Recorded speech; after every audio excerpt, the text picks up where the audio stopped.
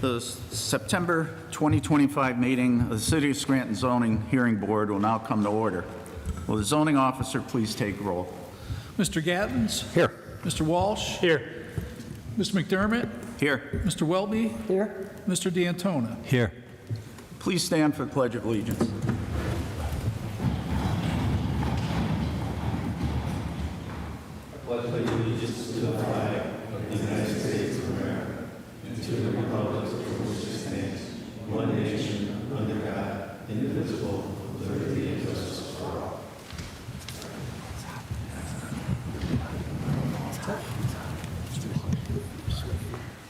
In accordance with the Pennsylvania Sunshine Law, this board shall render a decision on each case either at the end of each hearing or within 45 days of the hearing.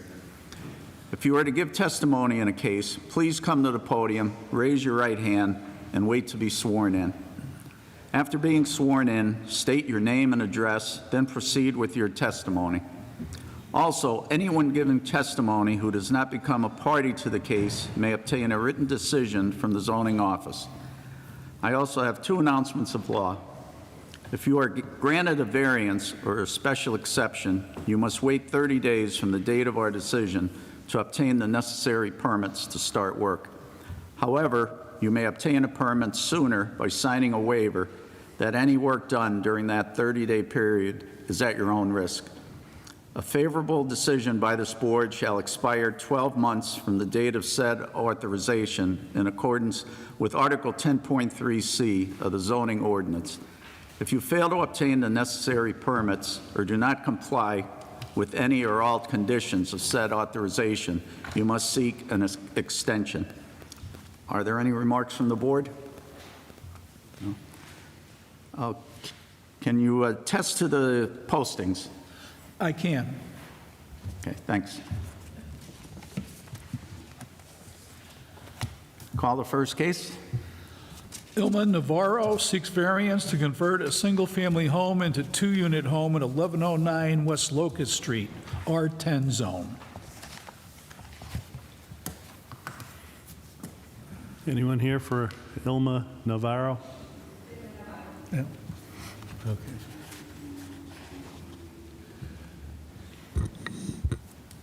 You guys could come up. You're here for that case here? Come up to You the- come up to the podium.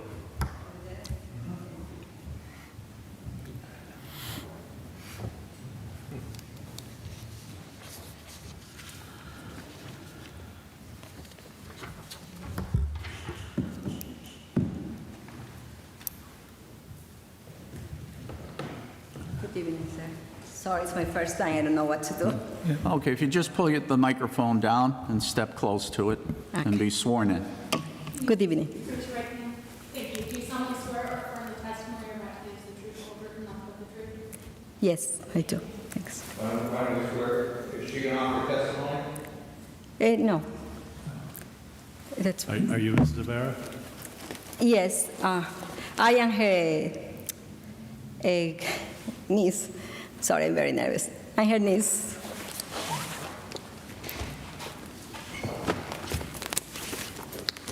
And what's your name then? Okay, sorry. Let me start. Good evening, members of the board. My name is Olga Moncada Navarro. I'm here on behalf of my aunt, Ilma Navarro.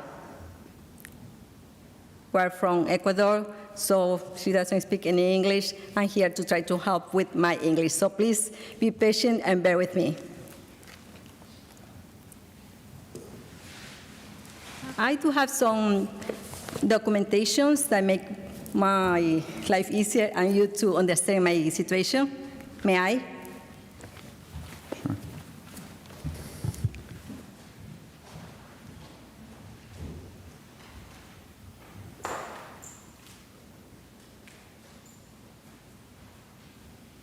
Thank you. Thank you.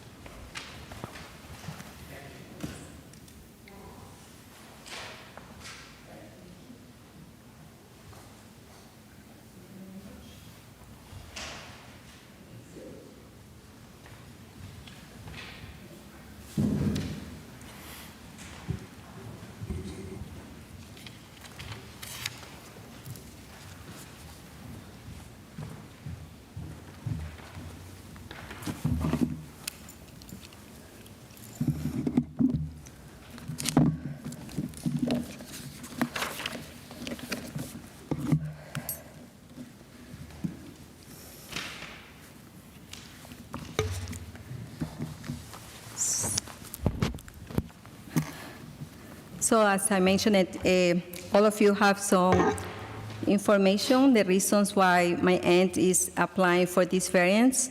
If you have any question, please, I'd be happy to respond. If something is not clear, please let me know. Looking at your property, is there a rear exit? Is there a back door to this? We do have a back door, but it's in the first level. In the downstairs, there is no back exit. And this apartment is going on the downstairs in the garage? Exactly. So how would they get out of there? Just through the front door? Yes.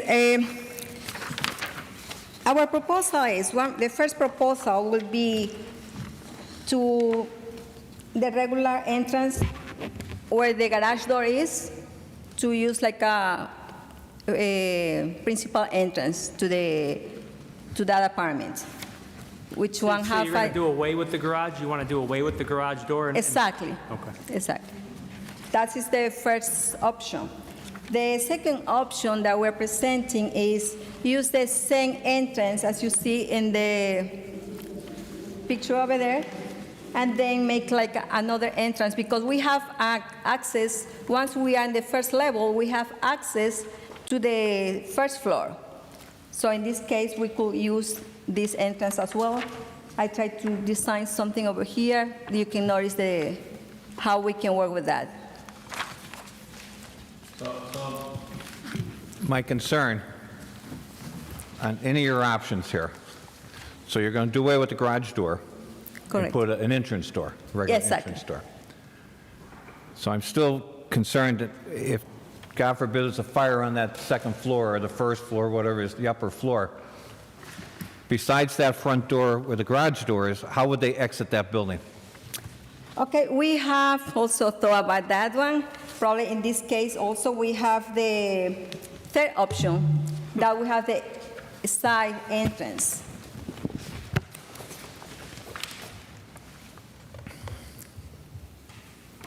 That we can put together the first option and the third option, so we could have two entrances. Where the garage door is, we can use like the first entrance, and the side entrance like a second option, in case that, as you mentioned, sir, something happens. Yep. How many square feet in the basement?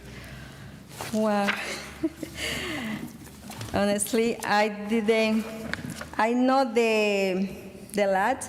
I mean, downstairs is like 36 feet by 24, approximately. That's the square feet over there. You see in the original, the first page is the original. I have done the measurements over there. The first page. Where are the, in the basement? I'm not concerned about the upper level. So in the Yes. basement, where are the utilities, like a furnace, water heater? Where are they located in the basement? Next to the wall at the end, you can notice that in the original, there is a wall that we cannot remove, it's a block. Over there is the water tank heater located. There's already a bathroom in the basement? Yes, will be at the end of the, I could see it in the back. I mean, I wasn't Yes. sure if that was there already or you're planning to do it. yes. It will have the complete bedrooms, kitchen, all that. What is necessary to a person to live. And you have a parking pad out back? Is there parking in the rear of this Parking building? in the rear, we have parking in the rear. Mr. King, with this being, looks like at least half of it underground, is that able to be a legal apartment, like with windows and? It has to have windows in the bedrooms. Past that, you're out of my area of expertise. So before we would give permits, we would make sure that it was up to code, and before we issued a certificate of occupancy, it would be inspected.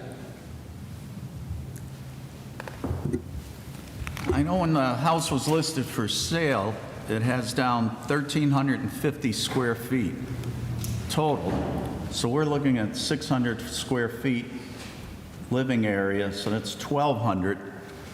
And then with the basement, with the utilities, what is the square footage of the basement, It's, the lower level?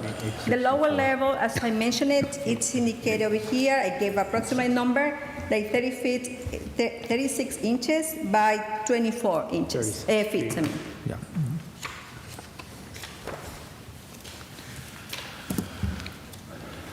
And your aunt is going to be living lower or upper? Will be easier for her to live lower level. Okay. Okay, can you explain to me again, you're having two entrances to the basement from the outside? From the outside, that's correct. she doesn't have it currently, she's going to have to put them in, is what she's saying. The only option I'll entertain is option 3, where they put a side entrance in, because right now there's no other entrance. And a front. And a front, yeah. And a front? Yeah. If you look at 3, about 3/4 way back on the right-hand side. So that side would be the entrance, where would be the second entrance? The garage door we've taken out. Okay. So when you take the garage door out, there will be an entry door there? Yes, entrance and the door and a bigger window, of course. And also the side, there will be a door put in there? Yes. Okay. Yes. As long as there's two means of ingress and egress, that's first and foremost. Exactly. Okay. Uh-huh. That was our concern also.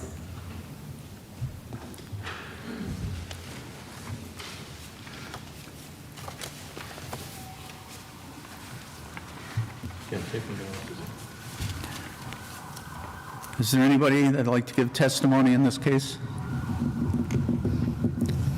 Let the record show no one.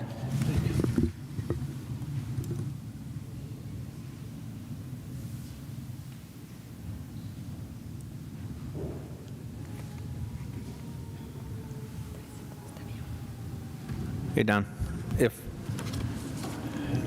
does the city inspect them before they start doing this apartment, or If they ask us to, not necessarily. can we stipulate that? Sure. Yeah, you could put any Because- reasonable condition you want on Yeah. Because I mean, I hate to see them start putting money into an house like. it. Yeah.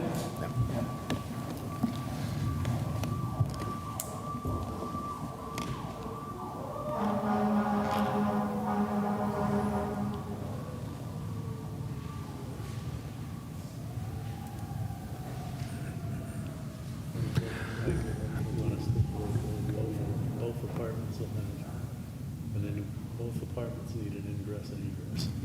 That would be one, your condition. Option 3, yeah.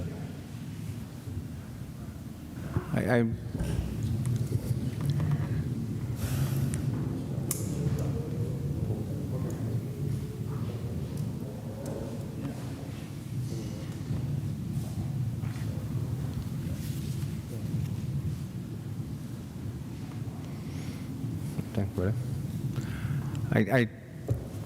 I think we're going to put a couple stipulations on here for your protection, one of them. Sure. I think before you proceed with any work, you should ask the city to come out and inspect and make sure, to inspect it, to make sure that that lower level can be a legal apartment.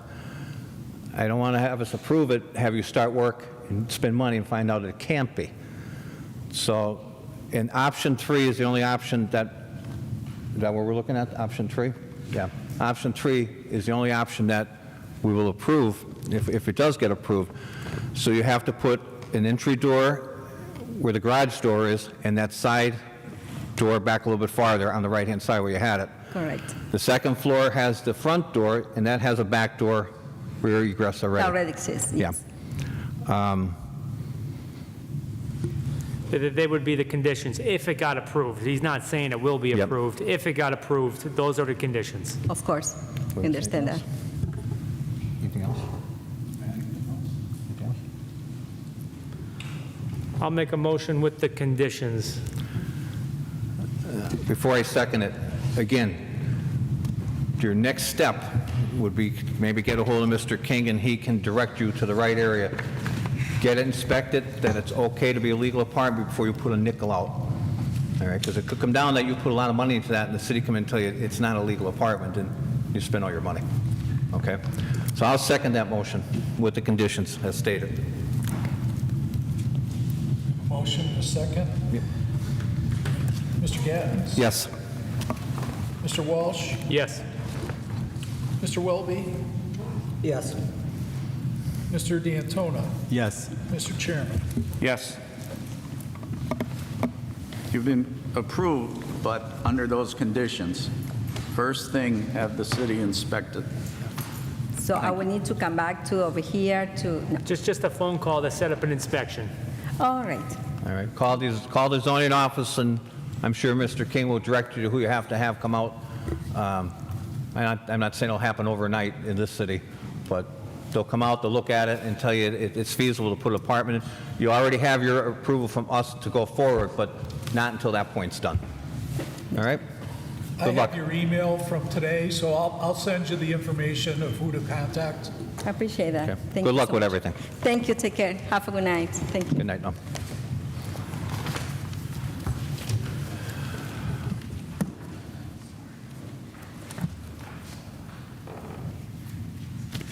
Case number 2, Johnson Technical Institute, doing business as Johnson College, seeks variance and/or special exception to provide educational services to students for large vehicle and truck repair at 814 Wyoming Avenue, HC zone, heavy commercial zone, or highway commercial.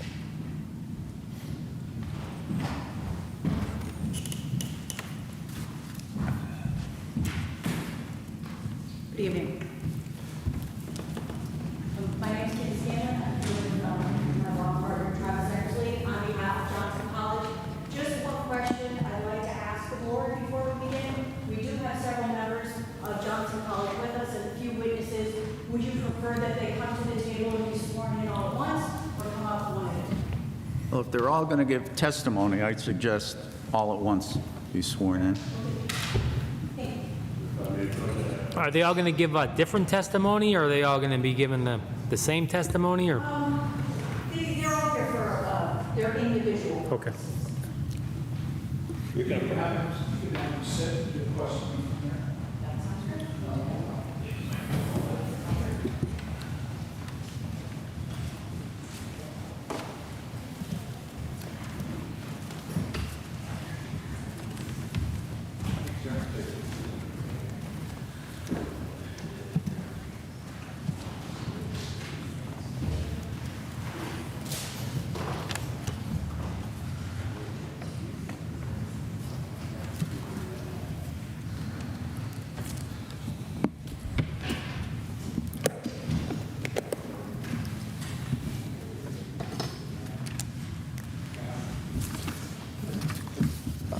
Good evening. My name is Travis Eckersley. I'm here on behalf of Johnson College. We're seeking to... Sure. Everybody's sworn in? Oh, sorry. Let's get everybody sworn in. Can everybody raise their right hand? Do you solemnly swear or affirm that testimony about the truth, the whole truth, and nothing but the truth? Yes. Thank you. We're going to have to get their names individually. When they come to testify. We're here on behalf of Johnson College seeking a special exemption and a variance. Excuse me, can you just raise the microphone up? Sure. Sorry about that. We're seeking a special exception and a variance. The special exception is to use the subject property 814 to 820 Wyoming Avenue as a college and educational property. Similar to its prior use, which is a diesel repair shop, this will be teaching instead of doing diesel repair. And then we're also seeking a variance regarding the parking. We have several witnesses here to testify here tonight. First, I was going to call Sarah Levy. If I could ask her a few questions, she can provide testimony relative to the subject property. Am I speaking with L-U-E-Y? L-E-V-Y, yes. No H, S-A-R-A. Yep. Good evening, Sarah. Can you please state your name for the record, please? Sarah Levy. And what is your profession? I'm a broker owner of Levy Realty Group, and I represent Johnson College as the buyers of the property. Okay. Are you familiar with the subject property tonight? Yes. Could you please describe it, please? It is a 8,700 square foot garage building with 7 garage bays that was previously used for 30 years or more as an auto repair shop. Okay. If I may just approach the witness. Oh.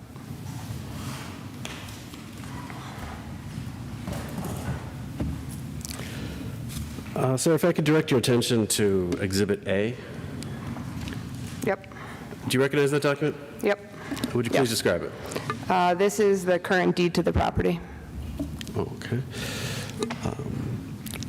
If there are no objections, I'd like to introduce Exhibit A, the deed of the property. Sir, how many parcels are included in the listing? 3. Okay. What are the size of the parcels? The total size of all 3 parcels is approximately a third of an acre. Okay. And has an agreement been reached for the purchase of the property? Yes, Is there a contingency relating to the intended use and zoning approval? yes. Okay. If I may direct your attention to Exhibit B. Do you recognize that document? Yes. Would you please describe it? It is the agreement of sale for the property between Johnson College and J. Bass Realty. As part of that agreement of sale, is there a contingency related to the intended use and zoning approval? Yes,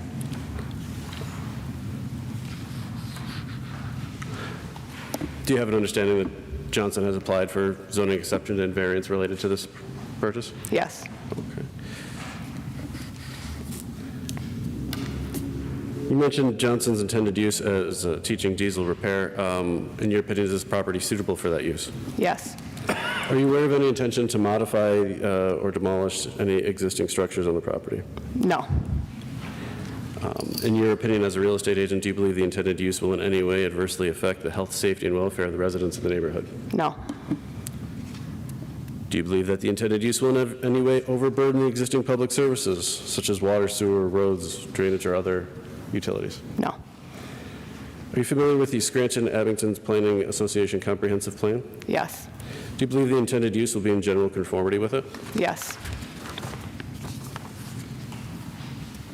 Do you believe that the intended use will not be detrimental to the use or development or change the essential character of the neighborhood? it will not.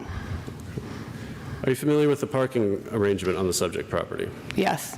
Where is it located? It's mostly in front of the building, and there's a little bit of parking on the side of the building. Okay. Approximately how many spots are available? Between 20 and 22 parking spots. Are you aware- Outside, Are you aware of the parking requirements for a college or university under the ordinance? yes,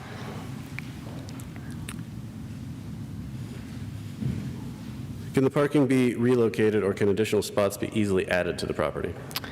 no, Are there unique characteristics of the property that would create an undue hardship for Johnson's intended use to comply with the ordinance?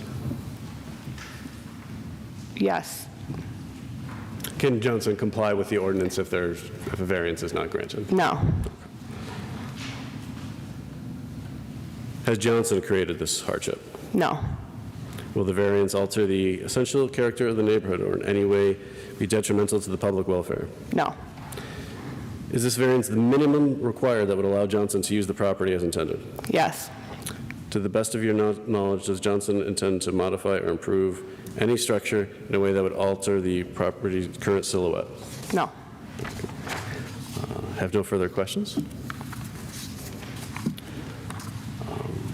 If I may, I would like to ask Liz Runda some questions. I don't know if she's going to answer the question I want to ask. My question is, so it might get passed down the line to somebody else. I take it you'll be doing diesel work inside that garage. Is anything going to be stored outside that's going to compromise some of these parking spots? No. Okay.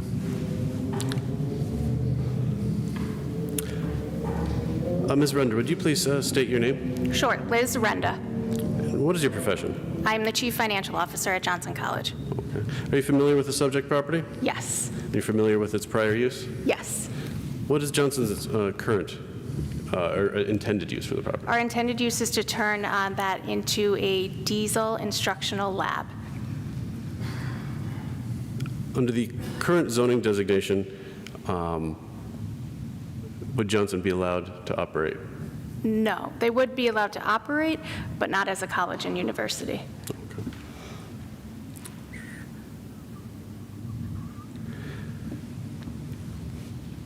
I'd like to direct your attention to Exhibit C, the packet in front of you. Do you recognize that? Oh, I'm sorry.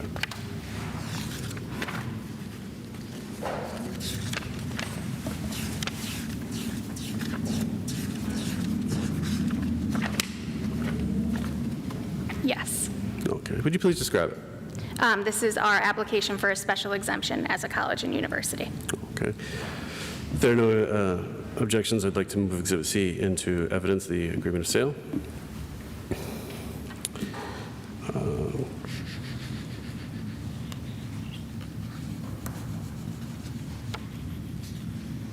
And you understand why we're here tonight for the special exemption and the variance. What attracted Johnson College to this property? Because it was an existing diesel repair shop, it was an easy transformation into the lab area that we were looking for our students. Is this program being provided to students elsewhere currently? Currently, it's being offered at our main campus on 3427 North Main Avenue in Scranton. And why the move to this new building? We were looking to move the diesel program off campus in order to expand our footprint and gain greater exposure to the program. How many students does Johnson expect to utilize this property? At a given time, while a class is running, there'd be 10 to 12 students in that class. How many classes throughout the day? There are morning, afternoon, and evening classes that run, they start at about 8 a.m. and end at about 9:30 p.m. Does Johnson intend to modify, demolish, or add upon the existing structures? No. Has Johnson College conducted inspections of the property? Yes, we have, and we're satisfied with those inspections. Okay. As a teaching facility, do you believe the intended use will in any way adversely affect the neighborhood? No, not at all. Do you believe that it will have negative effects on the health, safety, and welfare of the nearby property owners? No. Okay. Do you believe it will in any way overburden existing public services? No. Are you familiar with the Scranton-Abington Planning Association Comprehensive Plan? Yes. Do you know if Johnson is recognized as a college under the Yes, plan? they are. Okay. In your opinion, will the use of this subject property as a college conform with the requirements of that? Yes, it will. Do you believe the intended use will not be detrimental to the use or development or change the essential character of the neighborhood? Correct. I'm sorry, what was that? Correct. It won't be It won't. detrimental. Okay, thank you. Are you familiar with the parking arrangement on the subject property? Yes, Where's the parking located? in the front of the building. Approximately how many spots are available? About 20 to 22 parking spots. Oh, okay. And are you aware of the Scranton ordinance regarding parking for a college or university? Yes. Okay. Is that a significantly higher number? Yes, the ordinance as it states would require us to have 87 parking spots. Oh, okay. Can the parking be relocated or can additional spots be easily added to the property? No, it cannot. In your opinion, is it possible for Johnson to strictly comply with the ordinance? No. Has Johnson created this hardship? No.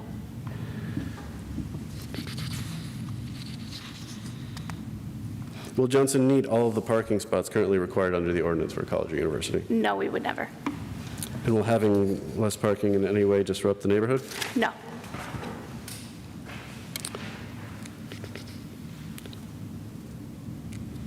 Is this only a day program?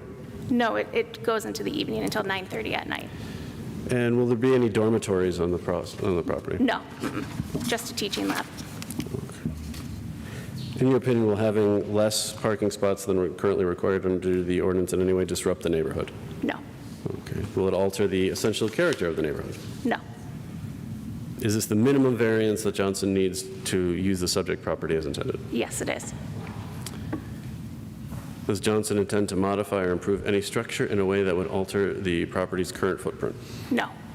Okay. And if there were conditions attached to any zoning approval regarding the special exemption or the variance, would Johnson be willing to comply? Yes. Okay. That's all I have for you, Ms. Renda. Thank you. I have a question. We're dealing with parking.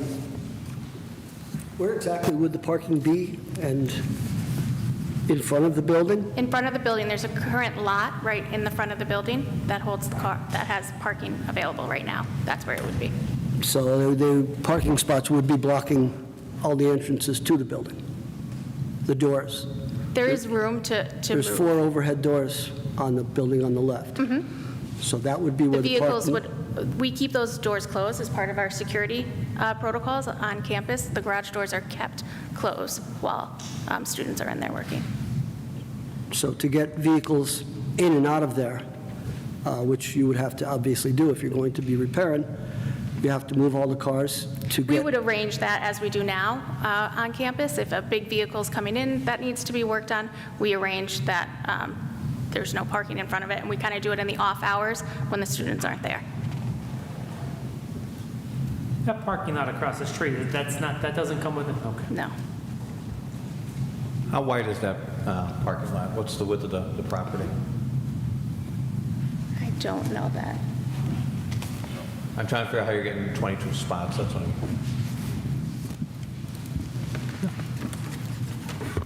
My name is Desmond Ryder. I'm with J. Bass Realty. I represent the property owner. I'll bring off of memory, just to give you a ballpark idea, I would say 120 to 140 feet. And all these parking spots are going to be across the front or down the side as well? It looks like there's a little bit on that side. So are you planning on stacking the cars? Is that where you're going to stack them? Was that a yes? Okay. that was-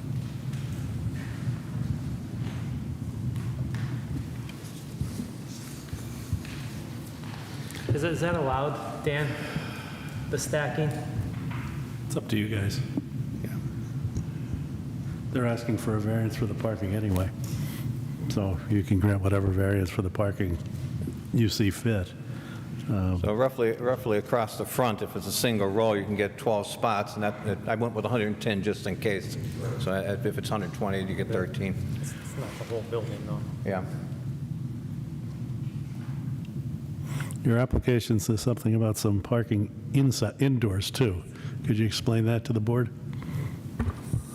Sure, there's room inside for about 10 vehicles to be parked within the bays that exist on both sides of the garage. Will you require your students to park on that property and not on the street surrounding that property? Yes. How many people will be working in there, like teachers? There'll be about 2 full-time faculty members. Do you want to bring up about the house, or do you want to? And the max students is how many? About 10 to 12 we have in each class. Per class? And I do notice that there's a house directly behind here. Did you talk with him at all?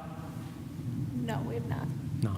I just, if I was living directly behind that building and you guys are doing impact guns at 8 o'clock at night, I'm trying to watch the news, I'd be a little concerned. You know, I was just curious if you happened to talk to them about it. No, and most of our lab work is done on simulators, so actually the noise it's quite quiet, the work that they're doing on. But in you're the saying lab. most, Yeah, not all. right. So there could be times that they are changing tires or stuff like that. Yeah. I have a concern with that as well. To go to 9:30 at night with the house that close to us, can you change your schedule? I'm sorry. I think we could go with an 8 o'clock. Sean, 8 o'clock? If that's a requirement. Because I know, I don't know how many people live there or anything, or if it's actually owned by the person there, but I know as soon as you get going, if you're running any kind of noisy equipment, say 9 o'clock at night, you're going to hear about it, and they're going to hear about it.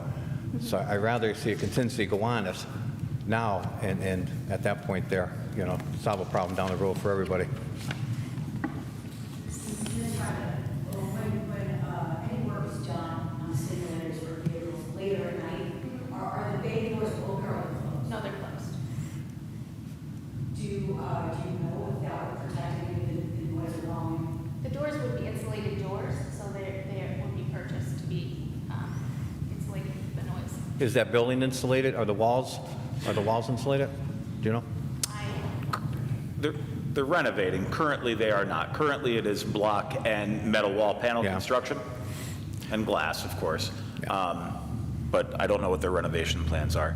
Yeah, Now, because- also, just a suggestion, and I don't mean to step on anybody's toes here, but perhaps I suspect that your education requires both practical use, meaning tools, right? And also, bookwork type of things. Instead of limiting their schedule till 8 o'clock, perhaps you have a moratorium on noise beyond 8 o'clock. Well, you know, in a perfect world, it sounds good. Just bringing it up. I know. I mean, I'm not against this project by any means. I think it's a good fit right there. I mean, that's what it was before. I just worry about what could happen down the road, and it does happen. And if your instructors are really into what they're doing, I think at 8 o'clock, they're not going to say, we got to knock off that noise, you know, let's finish what we're doing. Now, how long is a class? Like, what time would that late class start? A lab could be anywhere from 2 to 4 hours, depending on. Bob, can you identify yourself? Can you identify yourself? There you go. Barbara Byrne?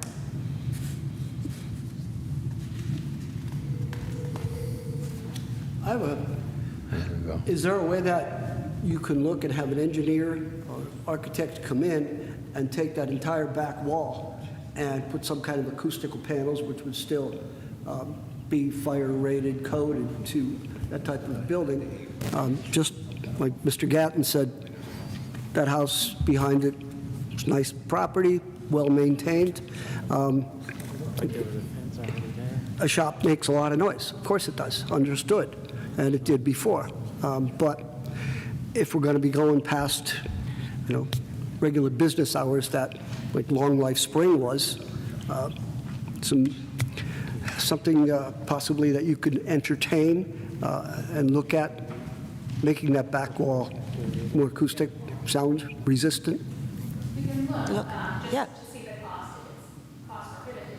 Yeah. From my standpoint, I can only speak for myself. Sorry. I'll turn it on, so I'll say it again because he's going to yell at me back here. From my standpoint, and I'm not speaking for my fellow board members, I'm stuck on that 8 o'clock with the noise stop. I don't know if you have classwork that can take place from 8 to 9:30, so you're not shutting the building down, but any kind of noise has to stop. So we'll meet kind of what you said, and it's going to be up to you to patrol it and police it. And that's going to be a contingency on here that, we put that contingency on there, and I'm sure your council will know, it has to be adhered to at that point there. Like I said, I think it's a good fit in that area. It's what's there. My concern is, for now, is that house back there. You're buying this building, am I correct? Yes. Okay.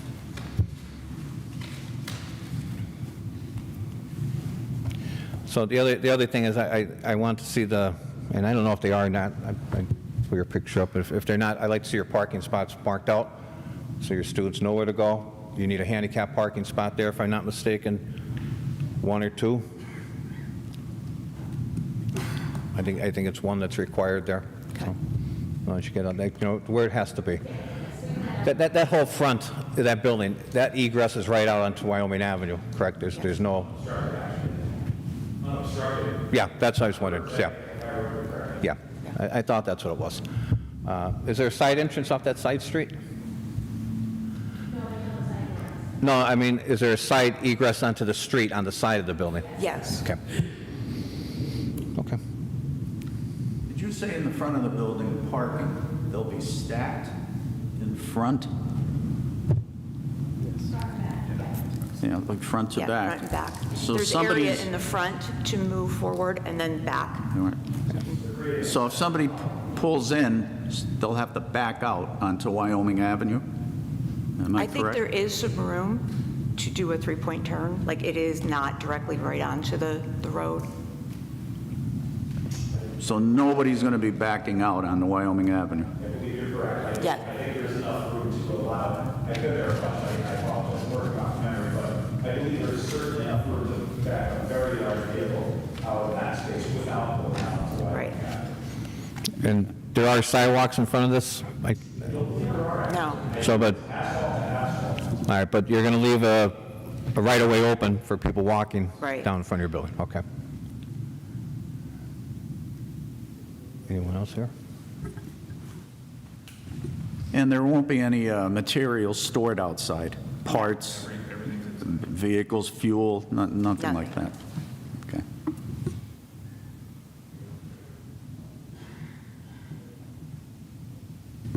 Is there anybody here that'd like to give testimony on this case? Let the record show no one. I would make a motion with the one condition of, that Mr. Gatton said about the classwork after 8 PM. Noise ceases at 8. And the striping of the parking lot as well. Well, the classwork would be after that. It's the, So from 8 The o'clock, actual- 8 o'clock, any Impact. classroom work that involves noise, impact guns, or anything like that has to cease at 8 PM. But they can still maintain to 9:30 for classroom work or study work or...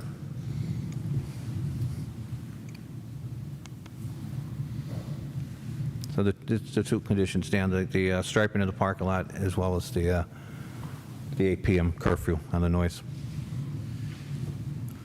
I'll second that motion with the conditions. Mr. Gaddis? Yes. Mr. Walsh? Yes. Mr. Welby? Yes? Mr. D'Antoni? Yes. Mr. Chair? Yes.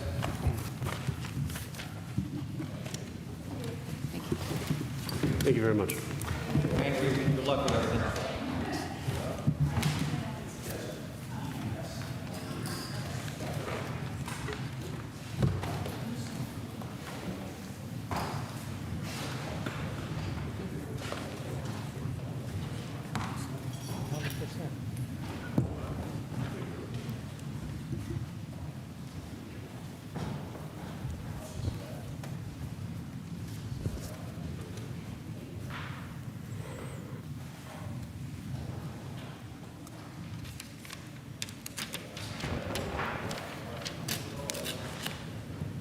Case number 3, United Pen Services Incorporated wishes to establish a digital billboard and seeks variance from the setback requirements at 621 North Kaiser Avenue, Commercial Industrial Zone.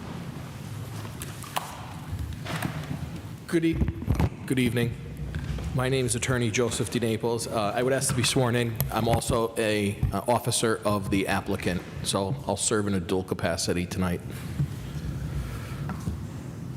Do you solemnly swear or affirm the testimony you give is the truth, the whole truth, and nothing but the truth? Yes. I would submit to the board that I would regard tonight's proceeding as an abundance of caution. If you had a chance to look at the permit application that was submitted, it requests a dimensional variance from requesting a 50-foot relief from a 250-foot setback on a parcel of property situated in a commercial industrial zone. The requested use in the application is permitted as a matter of right. The requested use is a double-sided digital outdoor advertising billboard. However, the neighboring property has a structure on it that at one time was a house. It is now vacant. It's about 1,200 square feet total, and it's unoccupied. It's not being used as a house at the moment. It could very well be rented as a house. It could be rented as an office, a daycare, a pet grooming place, what have you. But again, vacant at the moment. So that's why I phrase this as being in an abundance of caution. If it's regarded as a house, we want to be in compliance with the Scranton City Ordinance. The property lot size in question where we wish to erect the sign is 150 feet by 150 feet on North Kaiser Avenue.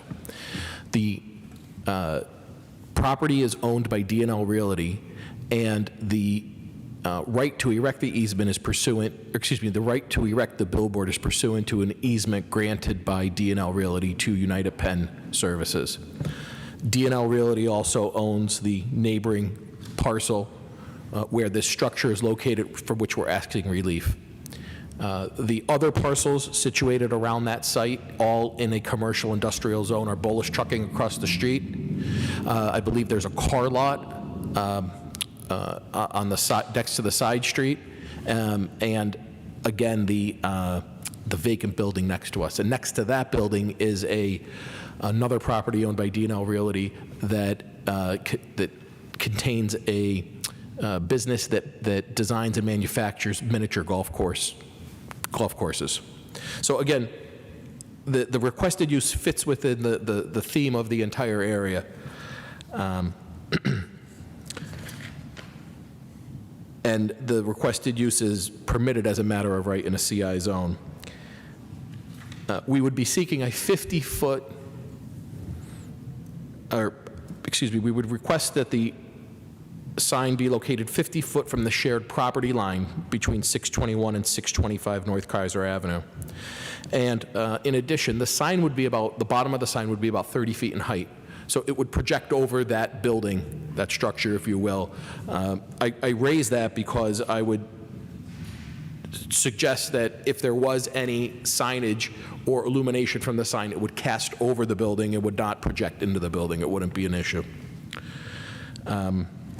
I would also suggest, or rather offer, that as the house is presently vacant, any future rental or sale of the property would be conditioned such that it would contain an acknowledgement by the parties that there is a sign on the property, so that there's no surprises. Everybody would be aware of it in full disclosure in terms of either a lease agreement or a deed in future transactions. With regard to the variance request, I would also submit that the lot size does not permit an advertising sign anywhere on the property, as the dimensions of it are 150 feet by 150 feet, and the setback requirement is 250 feet. We have to, no matter where we would situate a sign on that site, we would have to come in for a variance request. I would suggest that a denial would prevent any signs from being erected on the site, and the applicant hasn't created any hardships tonight. We're operating within the confines of the lot dimensions.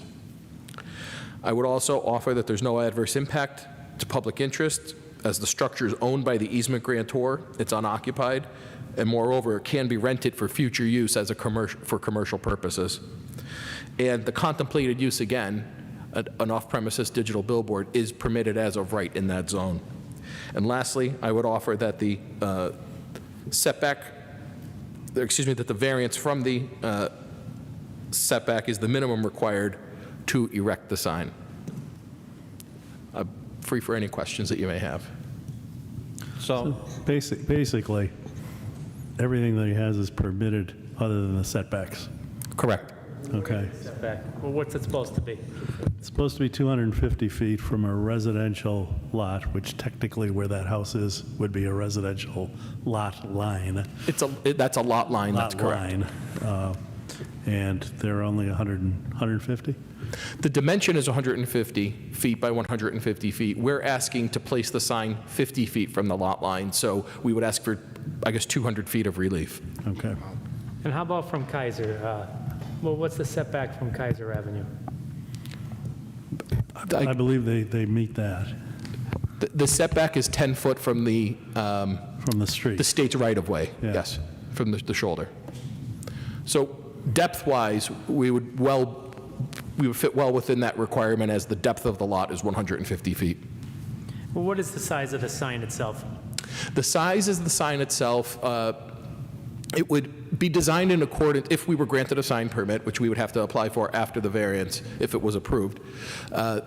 The requirements in the city allow for a sign not to exceed 40 feet in height and nothing greater than 300 square feet, which is roughly a 10 by 30 foot sign, 10 foot by 30 foot sign, double-sided. So if you look at it like a lollipop, if you will, you have a front and a back sign.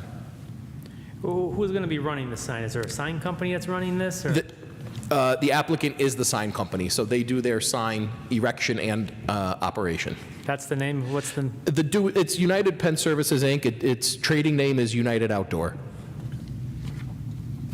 And we presently have 7 signs, one located in the city and others throughout Lackawanna and Luzerne County. Okay, back to the property size.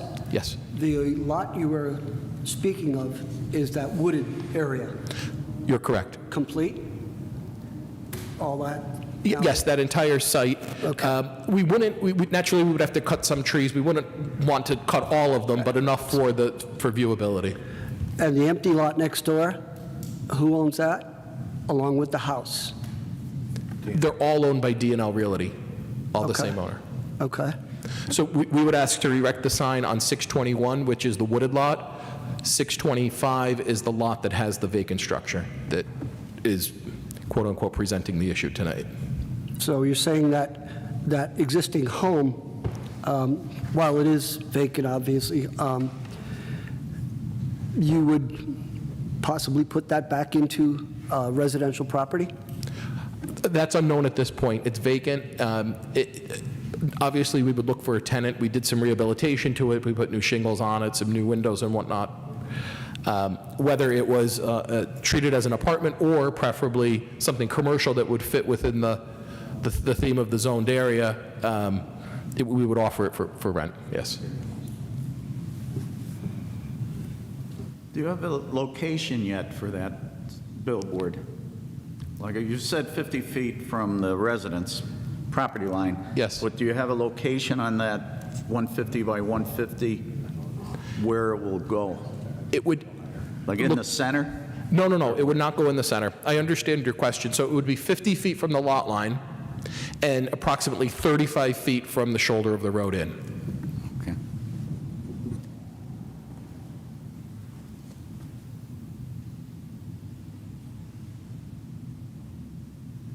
I just have a little uneasy with the amount of relief you're looking for at 200 feet. I get it, DNL owns that property and everything like that. Yes. Why don't they just tear the house down and put the 2 pins together and, if it's not bringing income in? That's one solution. Like I said, some money was just invested into the property with some upkeep in terms of shingles and some maintenance and things. Write it off. Pardon? Write it off. And I'm looking at the size of that sign. It's an awful large sign right there. Did they consider going higher? No, we could not go higher. It's going to go over the heights. I'm sorry, I didn't understand your question. No, I answered my own question. If you go too high, you're going to go over the height restriction. Yes, we on that want to sign. see the height restriction, no. Yeah. And it is, the other billboards located on that street are all 10 by 30, so it would be in conformity with those other sizes. Yeah. Well, my concern is if DNL decides to sell that house, granted, I mean, it's fine to know that there's a sign next to you, but there's a sign next to you that's enormous, shining on your house. I mean, I know you're saying it goes straight up, but they do glare down on the ground as well. You can drive down Kaiser Avenue tonight and see that. So I'm not here to rescue whoever buys that house or rents that house, but I'm just not comfortable with that size setback relief on this project, so. But that's just me speaking. I mean, the rest of the board. If I may address that concern, if you look at the easement agreement in that document, and without thumbing through it, there is a section that, it's a condition of record in title, that anybody buying the property or renting it would acknowledge and agree to the sign being situated there. Yep. So you would have the consent of any purchaser. So I think that would be, your concern would be addressed in that regard. They wouldn't buy it unknowingly, they wouldn't be duped, they would go into it with their eyes wide open. Well, if they go look at it and see the sign, they shouldn't have to worry about signing that. That may be It's in the front of them. landowner's problem, it may never sell then, but, be that as it may. Yeah. But I mean, it sounds like their plan is to sell it, because why are we doing an easement? An easement's granted because the applicant is different than the property owner. All of the locations for our other billboards are through easement. Yeah, in other instances, a lot of property owners engage with outdoor advertising companies with an easement or a lease agreement or a license, one of the three. I'm still questioning, I don't have the numbers, the ordinance for how far the sign can be from a residential property, 250 feet. the sign itself. That's the Okay, site. that's what I missed, that number. Okay, So they're looking for 200 feet. so yeah, if you're going to put up a sign and even entertain making that building anything but residential, that's fine, but if that building's going to stay or has any statement that it will be residential, then I'm voting no for that. Would the board be accepting if we conditioned the use of that structure as commercial only? Is it a commercial property? It's in a commercial zone. Everything surrounding it is commercial. You have the veal plant is behind it. There's a garbage company behind it. There's car lots all around it. Bowles Trucking is across the street. It's in the heart of a CI zone. From what I suspect, this is a house that was there years and years ago, and it remained a house, and everything else around it was developed.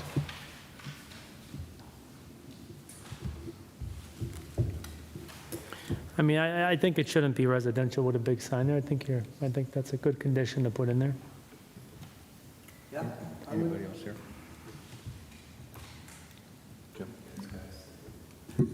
Is there anybody here that would like to give testimony? Let it show no one. Right.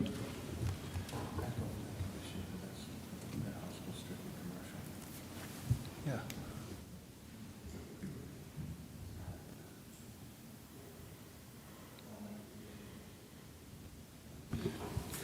Okay.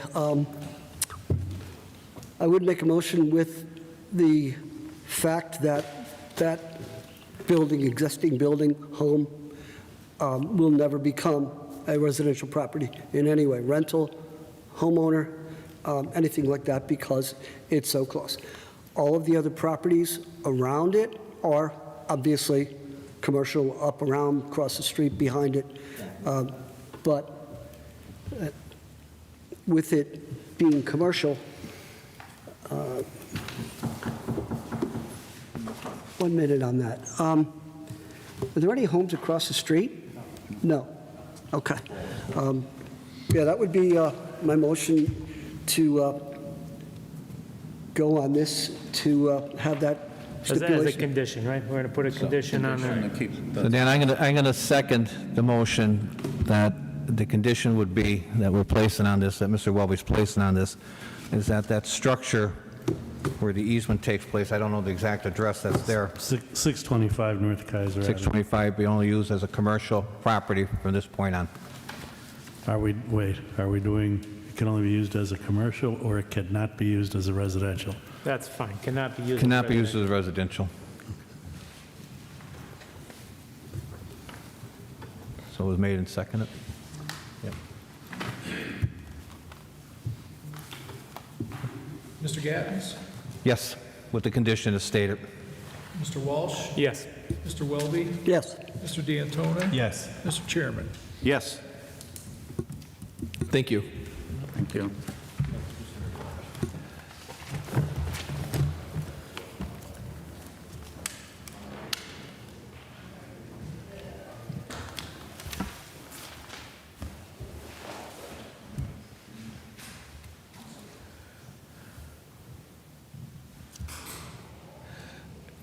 Case number 4, Ken Scranton SC LLC seeks special exception to convert commercial space to residential two-bedroom apartments at 1836 North Main Avenue, end zone.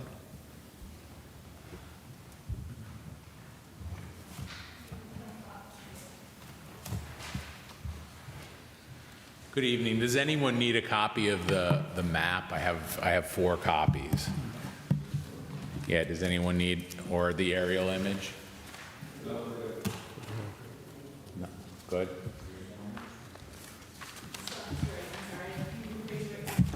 Of course. Do you solemnly swear or affirm the testimony you have to disclose is nothing but the truth? I do. Your name, please? Sure, David Johns from Design Build. So I'm here on behalf of Ken Scranton, SC, LLC. Our client owns a property at 1836 North Main Avenue in North Scranton. The zoning district is a neighborhood mixed use. And they're asking, we're here representing them, asking for a special exception to the zoning ordinance, converting the first floor commercial space into 2 residential apartments. Our client has, over the last 2 to 3 years, has engaged a reputable realtor to try and have someone lease the space, and he's been unsuccessful.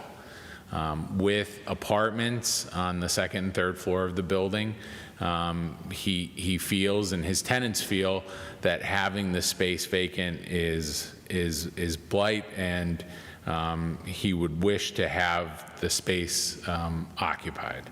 So with that being said, we're requesting a special exception. As far as section 6.3C of the zoning ordinance, we feel that the building wouldn't be expanded upon. We would submit building drawings for the renovation that would be in compliance with the building code and fire code. There'd be no burden to public utilities with it being made into apartments. As far as zoning compliance, there is, as you can see from our map, there is abundant parking that our client owns at the rear of the property, so it would not be an issue. There would be acceptable off-street parking. And as far as the plan, the goals of the plan are met for this district. As far as the neighborhood character, it would preserve the neighborhood. And I would note there are buildings down the street from this property which have apartments on the first floor. So again, we're making this request on behalf of our client. Mr. Johns, what's the square footage of that first floor? It's approximately 2,000 square feet. So you're looking to do 2 1,000? Yes.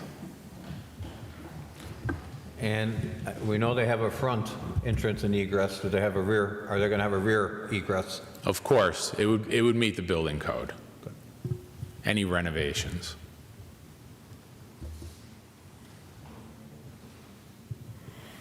Is there anybody here that'd like to give testimony on the case?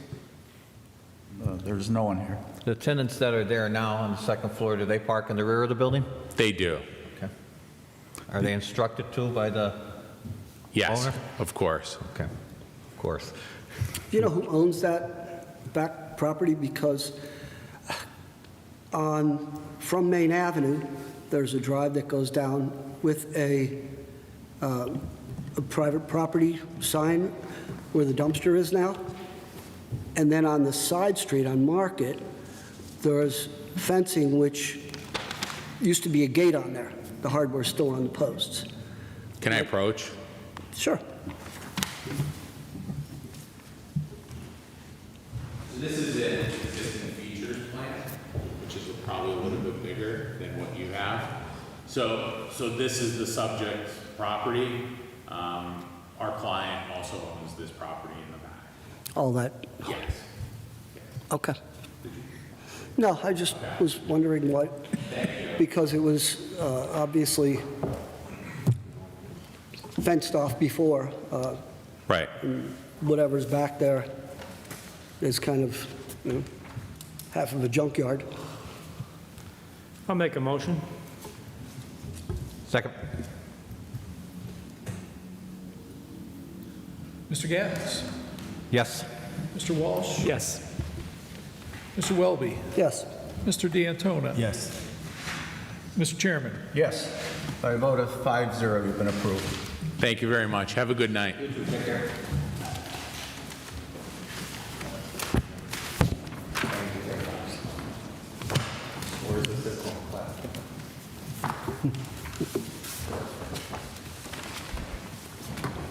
Case number 5, Christy Smith seeks variance to establish a dog daycare facility at 2101 Washburn Street, end zone.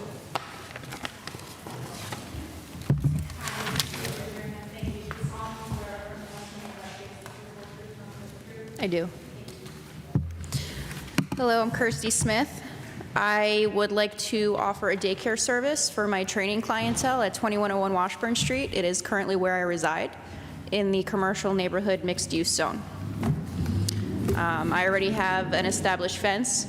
I personally have a few dogs that love running around my area. It's almost, I think it's around 14,000 square feet is my property. The dogs love it. My clients have a need for it. They really don't like going to the bigger doggy daycares because it creates behavioral issues with their dogs. And I would like to offer that on a more intimate setting, not a lot, you know. I'm not asking for 80 dogs on my property. I'd like to have, you know, an average of maybe 10 on any given day. The restaurant next to me, the Tropical Market, they have granted me an allowance for parking. Do you guys have a copy of that with the report? So there's plenty of parking off of the street. Are you guys familiar with Washburn Street? Very busy where I am. I have the Washburn Cemetery on one side of me, the Tropical Market on the other, and then I believe I have an industrial behind the Tropical Market. I did acknowledge to the neighbors in front of me across the street that I am looking to do this. I received 2 of their notices back. I wrote these up for them. I did only receive 2 back, but I did speak to all of my neighbors. None of them seemed to have an issue with it. And that's pretty much it. The entrance would be towards the back of my property, towards the back of the Tropical Markets parking lot. I do have pictures if you want to see where I'm intending to have my clients enter and exit. You guys want to see them? Sure. Okay. How many dogs are we talking? An average about 10. I'm sure it would change based on the day. So with 10 cap it, or it could be 15 or 20 on the But day? it's not going to get up to 20, I can tell you that. What would it get up to? For the state kennel license, I believe for the boarding kennel, I believe it would be 11 to 21 on any given time. I'm really not looking to go over 12. I don't think that I could do that comfortably. So here's a few pictures. There's my property line. Over here is where the entrance would be, towards the back. And then Does that come in from the parking lot? yeah, so this, it's a little weird the way that it is. Let me get you there. Foxy kid. That's where the parking The building lot was, yeah, so this is the side of my property. I'm taking it from just about the street, and the entrance would be back here. How many employees do you have? Right now it's just me, but if I did have more than 10 dogs, I would have at least one with me at a time, for sure. Looking to do part-time, that kind of thing. It's a lot of work. Yeah. This is from the back of the parking lot, showing my property line, where I have that fence entrance. I'd have to, of course, make it a pavilion with the grass and stuff there. Obviously, your neighbors aren't going to change. No, I'm not going to wake up the ones to the east of me, so. And the parking lot next to you has been there as long as I've ever known. Yeah, they had no problem with it, so.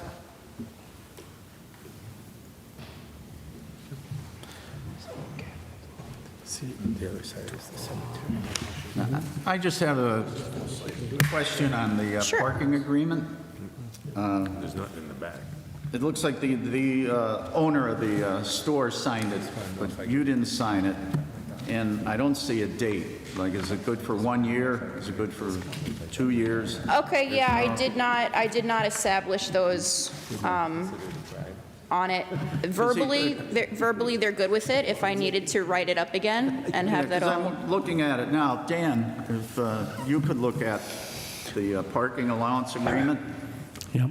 Like, since there's no date on it of if it's good for 1 year or 2 years, I'm just saying the owner of the Tropical Market could pull it.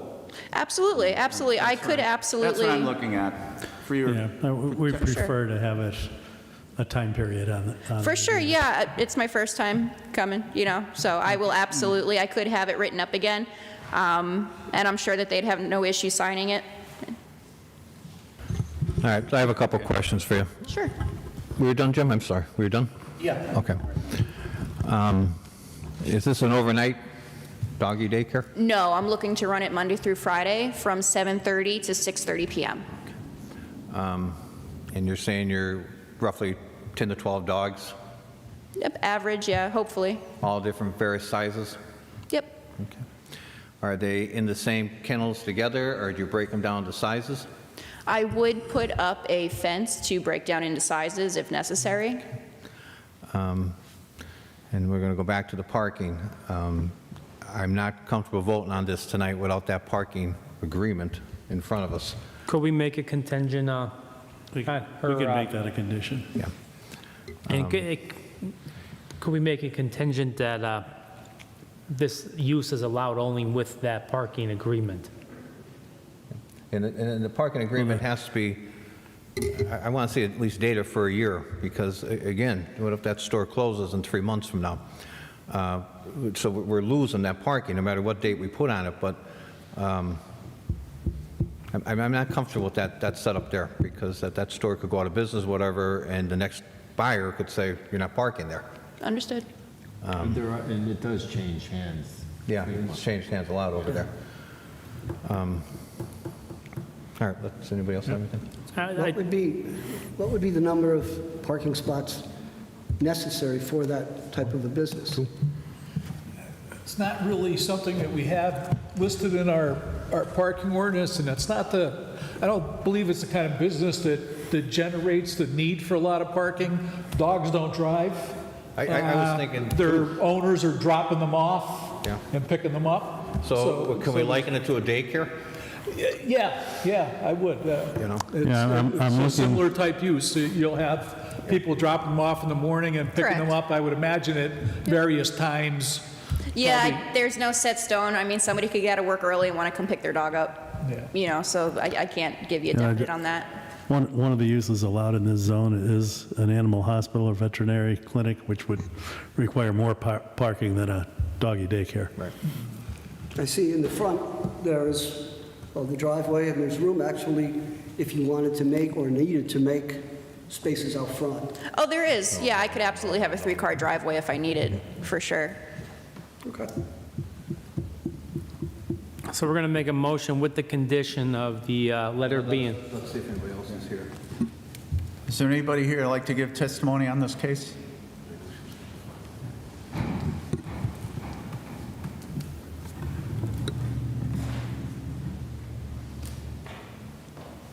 Where do you want me to go? You could sit down for one of these.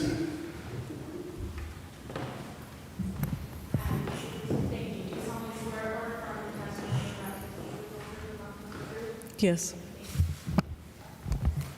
Do you need my name? Yes. Carla Waltman? Sorry. Carla? Carla Waltman. Waltman, yes. Okay. I don't live very far from this property, but can I start with a question? Could you tell us how far you're away from the property? Well, by the way that the crow flies, about 2 blocks. 2 blocks. Yeah, my backyard will face We usually the... put it 200 feet. Yeah, they did away with that. It's strictly up to you guys to determine whether it's an I was going to interest. say, dogs don't bark only 200 feet. Can I ask a question first? Sure. Who has the decibel reader or readers that are used to record sound levels for nuisance properties? I'm sorry. I do. You have a decibel reader? I do. Okay. Do you go out to these properties, or do you send it with the police? It depends on if it's a nighttime thing, then I don't work during the night, so then the police would respond. So nights and weekends, they can come to you, pick up the decibel reader, and go to the nuisance property? They just respond, and they do what they do. I can't speak to what they do. Yeah, I have an issue with that. Currently, I have a variance issue with that. Are the police aware that the acceptable noise levels for residential properties have been lowered to 62 and 52? We can't answer that question. We're not the police. Because when I called, they were not. Carla, let's stay on this case here. I understand. We can that- talk, well, we can talk after, It's- but I know what you're it's talking dogs. about. But let's stay on the doggy daycare here. Yeah, the specifications for special criteria, I couldn't find N in the zoning regulations, so all I could do was look up kennels. And all buildings in which animals are housed and all runs shall be located at least 150 feet from residential lot lines. And this is based on a special criteria or a special exemption that are usually in the zoning ordinance, like the zoning maps. So she's asking for a variance from the special exemption. So she's she's right on the border of the cemetery, which is residential, and she's right across the street from houses that are probably 30 feet, that are residential. And then I'm not sure how close the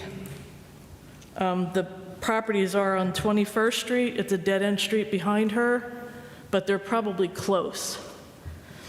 And also, it can't be more than 30 feet from all other lot lines. No animals are permitted outdoors from 8 p.m. to 8 a.m. She wants to start at 7:30. And the dog run, the dog run shall be separated from each other by visual barriers 4 feet in height to minimize the barking.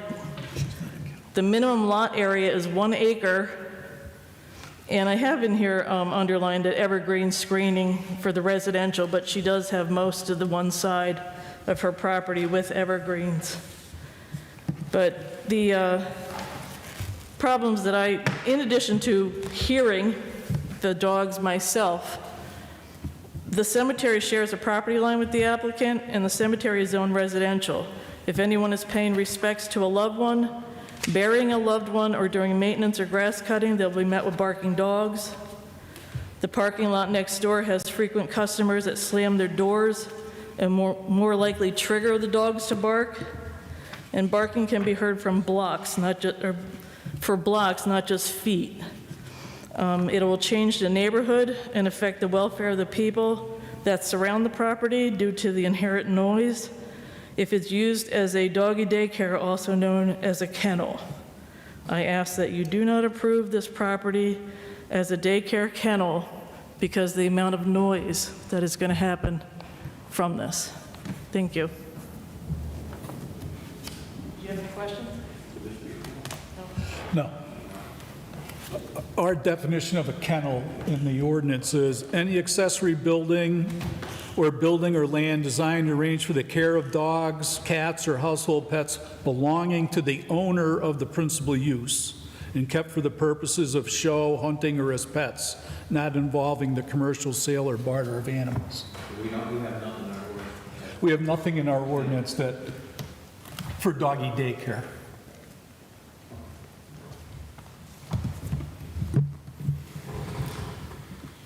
You good? Are you done? Good. I'm going to make a motion with that condition of the letter being submitted for the parking agreement with the neighbor and property. I'm going to say before we vote or anything, I still have concerns with this as far as noise. We're putting 12 dogs into a small area. I think we should put a limit on 12, too. But you don't take them dogs inside the house at all. So if it's raining out or anything, If it's raining, I would be bringing them inside, yeah. My basement is a large area, a large room, about 600 square feet, for them to run and play.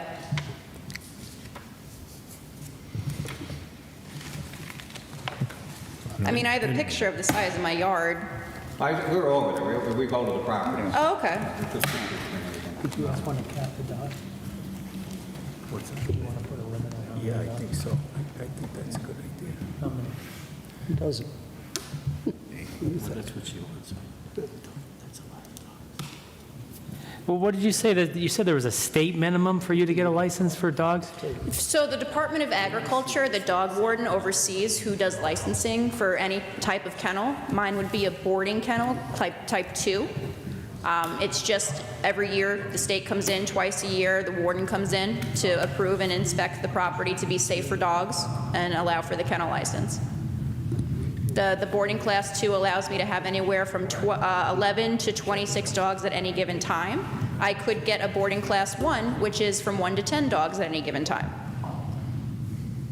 You know, if this expands to have more dogs, I would absolutely move on to a commercial area. To start it, I have the clientele from my training business that would like to have the service, so I don't want to go over the allotted number.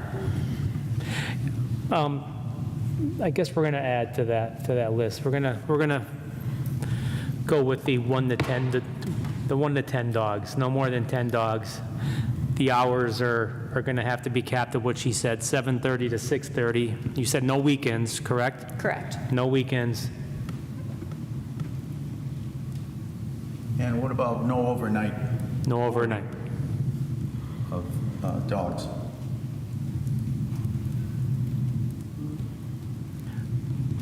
I would make a... In the parking. We added that. Okay. Yeah, you have the parking in there, right, Dan? I'm sorry? You have the parking in there, right, Dan? The contingency for the Yes. parking. Oh, yeah, I have that. I'm sorry. I would make a motion with all those contingencies, please. I'll second.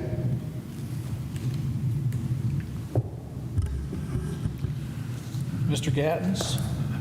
I'm not convinced regarding the noise at all, and I'm just not comfortable with that parking situation. I don't care what they bring back or anything like that. I've seen it happen too many times where you'll get an agreement from the property owner at the time, and then 3 months later, 4 months later, 5 months later, they're gone, and that parking agreement means nothing at that point. So I will be voting no. Mr. Walsh? Yes. Mr. Welby? Yes. Mr. D'Antona? Well, I agree with Mr. Gattens. I'm concerned about the noise. I am a dog lover. I do own dogs myself, but I know when dogs are together, they could cause a lot of noise. So I'm sorry, I'm going to vote no. And Mr. Chairman? I hope the contingencies help with your daycare for the dogs, being that there's no overnight boarding and nothing on the weekends and the hours. I vote yes. By a vote of 3-2, you've been approved. Please be very respectful to your neighbors.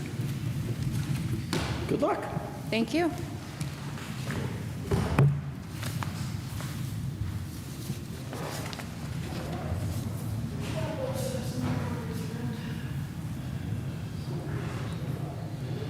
Case number 6, La Casita 113 LLC seeks variance to convert single home into two-family home at 1129 Amherst Street, R10 zone.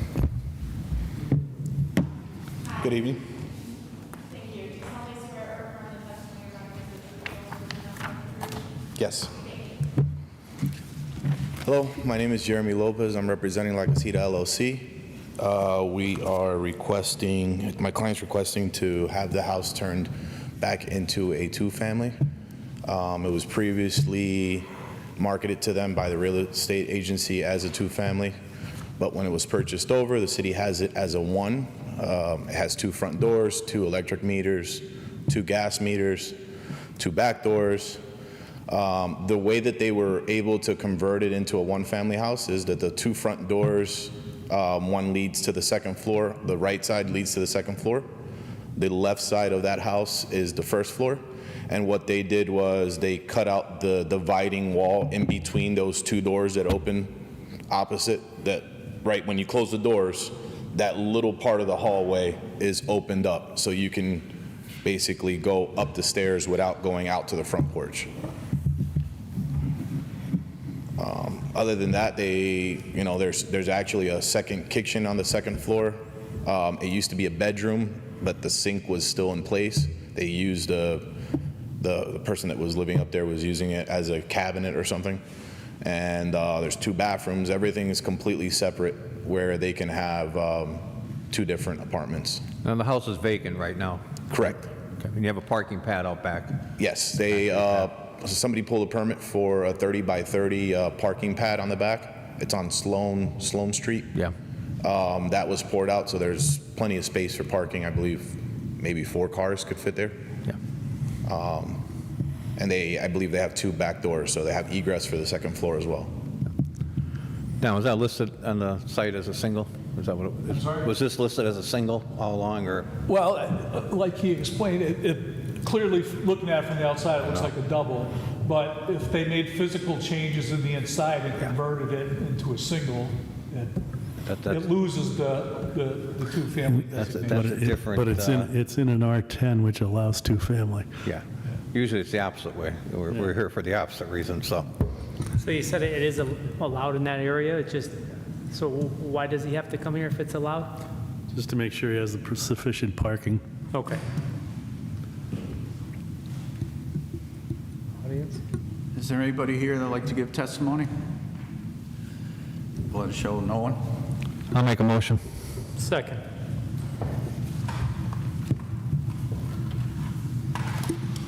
Mr. Gattens? Yes. Mr. Walsh? Yes. Mr. Welby? Yes. Mr. D'Antona? Yes. Mr. Chairman? Yes. Vote of 5-0, you've been approved. Thank you.